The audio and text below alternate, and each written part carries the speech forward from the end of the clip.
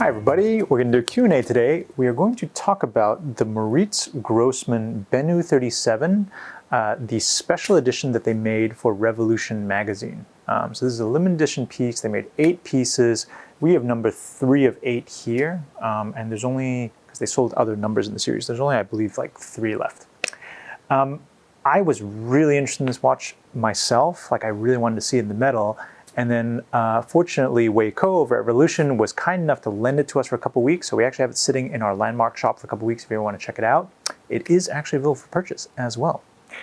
Let me give you a little background. Moritz Grossmann is one of the oldest watchmaking names in Germany, based in Glashütte. There was even a watchmaking school that he founded. It was revitalized in the last decade or so by a lady named Christine Hutter, who has been doing amazing things in German watchmaking. So they're beautifully made, in-house, and in-house movements as well. And the movement finishing is really like up there. It is truly like an independent watchmaking brand. I'm not going to go into too much of the detail about the brand itself because actually there's some great articles written about it, so we will link that for you. Today I actually wanted to show you just like what does this watch look like and what do I really like and notice on the case, on the dial, and so on and so forth. Okay, so here it is, enamel dial, steel case, like one of the most beautifully finished movements I've seen in a long time. I'm excited to be able to handle one because, you know, I've always been interested in the brand, but I've never actually had the chance to kind of see one in the metal.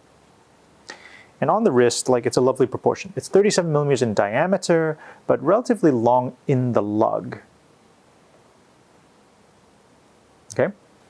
Now let's go to our little macro video station, which we have set up, and we will have a closer look. By the way, whenever I'm looking at watches, I always try to bring one of these. These are the Armory's like lens cloth pocket squares. And so they're pocket squares, they're basically lens cloth sized pocket squares, and they're great for like polishing watches, taking the fingerprints off of kind of fragile things. You can use them for camera lenses as well. And obviously glasses. Alrighty. Bear with me 1 second. Sam and I are actually on our second take of this video because I did all this stuff and then I forgot to hit record, which is about as noob as you can get. I also like to add Tim Mosso does a really good job of these kind of watch close-ups. So let's see if we can at least come near the standard of Tim's. Ooh, I tell you, this is a hard thing to record because the minute you touch any of the gear, everything starts bouncing around. All right, I'm excited to show you this. So here's the dial side, right? Two-hander, but just like really beautiful layout on the whole thing. For me, the first thing is the elongated Roman numerals. Very stylized, not something you see too often, but I find these like much more interesting than the traditional Roman numerals. Like, I really like the look of that.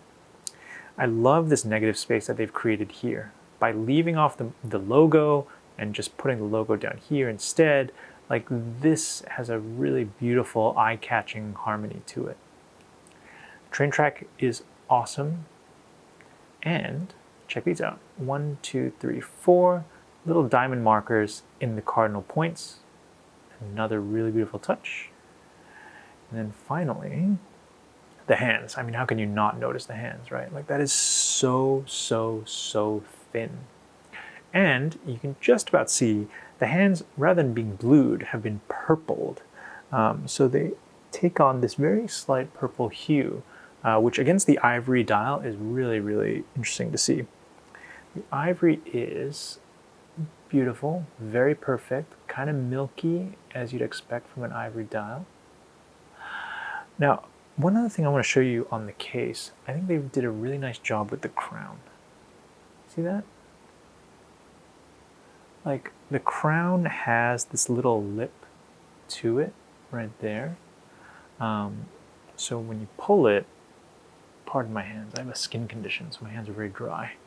When you pull it, like, it's easier to get your fingertips around it because the fat part of the crown actually is raised up a little bit. And there's this beautiful taper to a tip.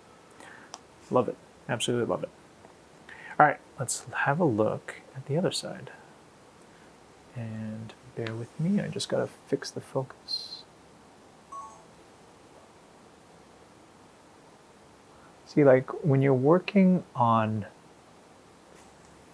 things this small and fine,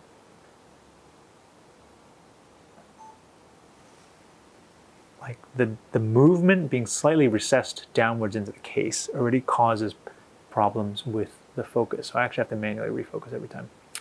All right, this is where the action is. And honestly, like, I have bought watches just for movements because I find certain movements like so beautiful. This is definitely one of them. I want to show you the ratchet for when you wind it first. You might actually be able to hear that too. That just slight click, really beautiful. The striping is probably the next thing you'll notice. So the striping is, this is the Glashütte style of doing striping. Like, you do really wide stripes rather than the Geneva style, like narrower stripes. I think it's cool. First time I've seen that too. The engraving is obviously really out of this world. Like, all over the bridge to the escapement, and you can see the little palette fork down there doing its thing. I love the fact that this is all exposed. You know, like, for instance, I love langas, but you don't really get this same amount of visibility into a langa. They stick a 3/4 plate on it, and then that's kind of the end of it. And you know it's been beautifully made, but you're kind of like, I wish I had X-ray vision. Whereas this one, a lot of these great things are on display. You know, the most interesting thing on this for me personally, and this is going to sound so like minuscule, is on this needle that is kind of acting as, like, it's kind of showing what you've done in terms of regulation. On this needle, there are very fine little points to act as a scale for the regulator. And they engraved that by hand, which I thought was so cool. Like, from the naked eye at this distance, I wouldn't even register that. You know, you got to put that under a loupe to really notice it. But I just think it's a lovely touch, and it goes to show kind of the level of detail that these guys have gone to. Oh, and obviously this goes without saying, for the jewels here, they've put these beautiful gold chatons around them too, which is not something you really see on mass-produced watches, but on an indie like this, like, it is a lovely thing to see. And I'm going to angle the movement a little bit just so you can see the glimmer of, like, the engraving and the way it catches the light. Like, really beautiful work. So into it. Also, you can see right there. See, this is number 3/8, and for Revolution magazine.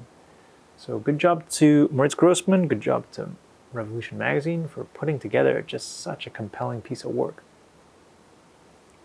See, like, even that is all by hand. If you get really close, you can kind of see, like, that little bit of a burr from the edge of the engraving where the metal has come up.